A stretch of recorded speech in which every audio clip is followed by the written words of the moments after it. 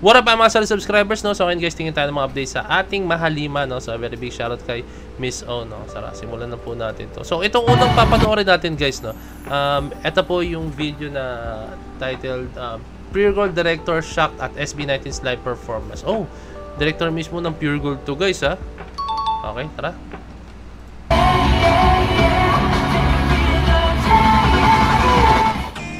Pure Gold Director shocked at SB19's live performance at OPM Con 2025.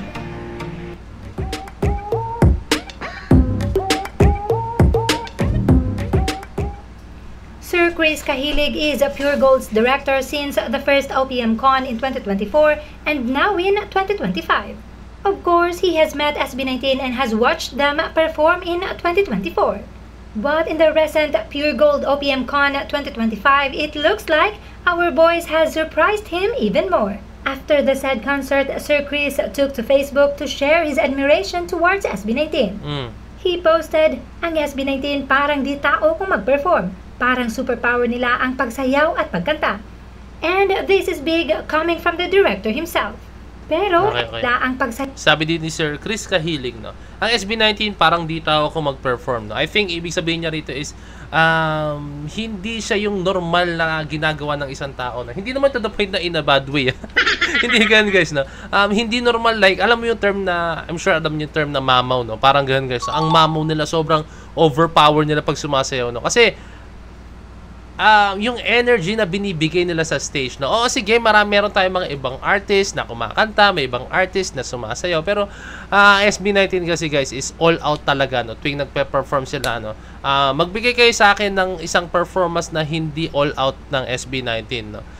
For me, lahat talaga ng performance nila, lahat na napanood kong performance nila live, sobrang lively, sobrang binibigay nila lahat, sobrang energetic po talaga, no? Kaya I think yun talaga yung pinararating niya rito, no? Parang superpower nila ang pagsayaw ay pagkanta, ano? Sayaw at pagkanta. At yun. Parang superpower nila ang pagsayaw at pagkanta, no? So, ayan kasi ang advantage ng isang P-pop group, no? Hindi naman lahat ng P-pop artist ay sumasayaw, no? Correct me if I'm wrong, no?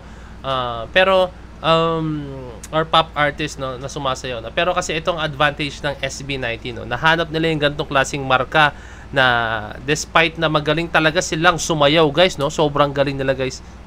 Style pa lang, no. Doon pa lang. Actually lahat sila, guys, lahat sila, no? Pero don't get me wrong, guys. Ako, from a dancer perspective, si Stel talaga yung talagang medyo may edge talaga sa kanila pagdating sa pagsasayaw, no? And idagdag mo pa po talaga yung, alam mo yun, magaling pa sila kumanta, guys, no? So, ayun, alam mo yun, magaling sila kumanta, magaling silang sumayaw. Ano pang hahanapin mo sa isang performance, no? Sobrang package na po siya, guys. Like ko sinasabi to, no? Ang SB19 sobrang fitting nilang isa sila sa mga grupo na sobrang swak pag, nag-endorse ng isang produkto, no? Kasi, di ba, usually pag nag-endorse tayo, hindi pwede mawala dyan, dapat catchy siya, dapat masaya siya tingnan, no? So, syempre, kailangan nag-i-include ka ng sayaw. And at the same time, dapat kumakanta ka, no? So, ang SB19, kaya yung dalawang yun, guys, no? And doon pa lang, guys, alam mo yun, sobrang solid na mga in-endorse nila, no? Lahat ng in-endorse nila, no? Talagang nagbo-boom, no? Although na, sige, nag-boom na yun, pero iba talaga yung angat pag ang SB19 nag-endorse ng isang produkto po talaga, no? So ayun ang power ng SB19, no? So for me, ang SB19 talaga sobrang sulit pag halimbawa kinuha niyo silang para mag-endorse ng inyong produkto, no? And this is big coming from the director himself. Pero eto din talaga ang usual reaction ng mga nakakatrabaho ng SB19. Kung napahanga na noon ay mas napapahanga pa ngayon. And also, here are a few reactions from those first time na mapanood ang SB19. One posted, "First time seeing SB19 and wow, ganito pala pakiramdam. First SB19 concert ever. Ibang level." Another said, Okay, "Ang no? level." So, ito guys, no, ito first time seeing SB19, tapos up close pa, napakaswerte mo naman po, no? Napakaswerte mo naman, no? So, kasi, sige, tapusin mo na to, bago, may explain ako sa inyo, pero I think sa ibang viewers, alam na itong sasabihin ko, no? Okay? Another said, "Gets na gets ko na kayong mga 18. Oh! Gets na gets ko na kayong mga 18, no? So, another fan +1 ulit to sa 18 community. Let's go! Sobrang ibang klase ang SB19 sa stage.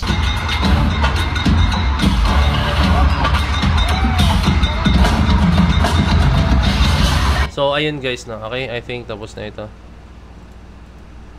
Saan tayo? Saan yung sinabi niya? Yan, no? Sa mga hindi nakaalam guys, no?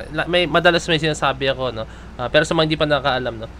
Gustong-gusto ko pag uma-attend ang SB19 sa mga ganitong klaseng concerts na alam mo yon, hindi lang sila yung artist or performer sa event na to, no? Gustong-gusto ko guys, no? Alam niyo kung bakit. Kasi, aminan lahat guys, no?